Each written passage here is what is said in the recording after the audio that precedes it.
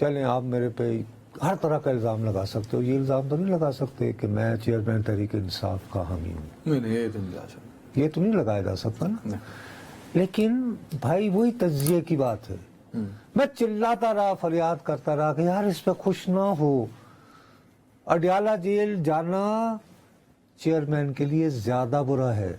اور اب تو خود جج بھی کہہ رہے ہیں اور وکیل بھی کہہ رہے ہیں. اب وہ تو میں بکواس کر رہا تھا نا، ایک بقول آپ کے. میں کبھی یہ لفظ نہیں بولا. میں میرے نہیں زبردستی ٹی وی شوز میں جاتا ہوں جو وہ تو اب چلے جاتے ہیں فون کر کے جیسے آ گئی آج میں ایتھے آیا ہوں تیرے کو. ہاں تو اس میں یہ ہے کہ آج یہ میں نے نہیں کہا، یہ جج صاحب نے آج وہ جو سن رہے ہیں سائفر کیس ابو الحسنات ذوالقرنین صاحب، ابو الحسنات ذوالقرنین صاحب، وہ فرماتے ہیں، وہ کہہ رہے ہیں کس کو؟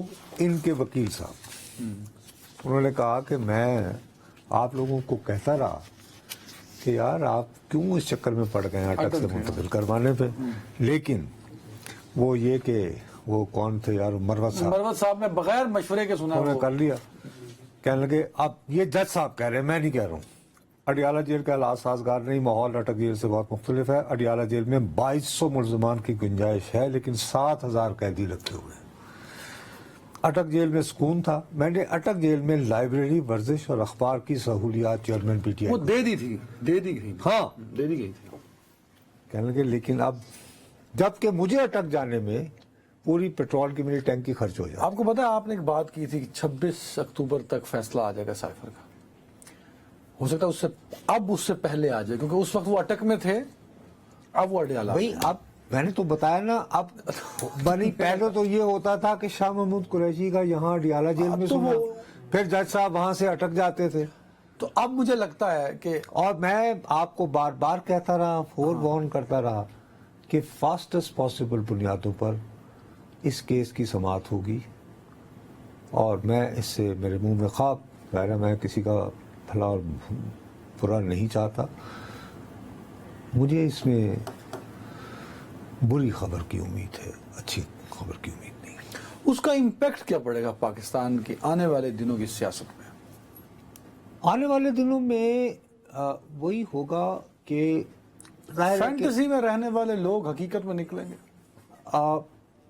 مجھے جو سب سے زیادہ خطرہ محسوس ہو رہا ہے وہ یہ کہ معاملات کہیں اس کی بنیاد پر یہ رخ نہ اختیار کر لیں، کیونکہ ابھی تک ایک گنجائش ہے کہ الیکشن جس دن ہو رہا ہوا تو بیلٹ پیپر کے اوپر اگر بلے کا نشان نہ ہوا تو پاکستان اور پاکستان کے باہر یہ ثابت کرنا بہت مشکل ہو جائے گا کہ پاکستان میں صاف شفاف انتخاب ہوئے ہیں جن میں ہر جماعت کو مساوی بنیادوں پر. تو بلے کو دے دیں گے اس میں کیا؟ جب آپ کہہ رہے ہیں کنوکٹ ہو جائیں گے جلدی. ابتدا تو سن لیں نا.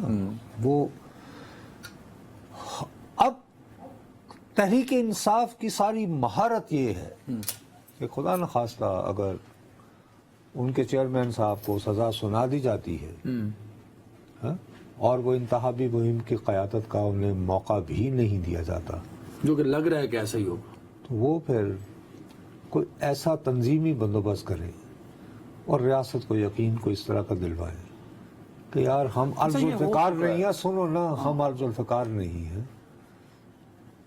ایک عرض الفقار تھی، یقین کیوں دلوائیں؟ ایک پیپلز پارٹی. وہ تو عرض الفقار نے تو کچھ ایکٹیویٹیز کی تھی نا سر، تو یقین دلانا پڑا تھا نصرت بھٹو صاحبہ کو اور سب کو. 9 مئی کے بارے میں کیا آگے بتا رہے ہیں؟ 9 مئی تو خیر تحریک انصاف اسی طرح آغاز ہوتا تھا نا عرض الفقار وغیرہ کا. یہ خدشہ بھی ہو سکتا ہے. ویسے یہاں ایک ایکسپیرینس ہو چکا ہے، قائد ایم کیو ایم نہیں رہے بٹ پارٹی رہی تھی سر.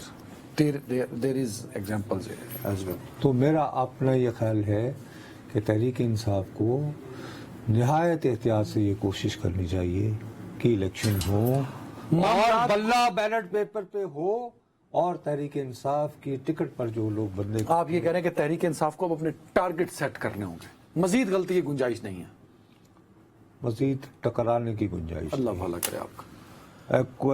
پلیز آپ نے ہیوی پنچ دے کے دیکھ لیا، سارے 5 دیکھ لیں. یہ کام نہیں آیا. ہوں نیوے نیوے ہو کے راہ بناؤ نیوے ہو کے راہ بناؤ. لیکن اس دے نیوے نیوے ہوتے ہوئے شہباز شریف بھی نہ مر جانا. ایسی نام ضرور کہہ رہے ہیں ہم نیوے نیوے ہوتے ہیں شہباز شریف نہ مرنا. یہ بھی ہے.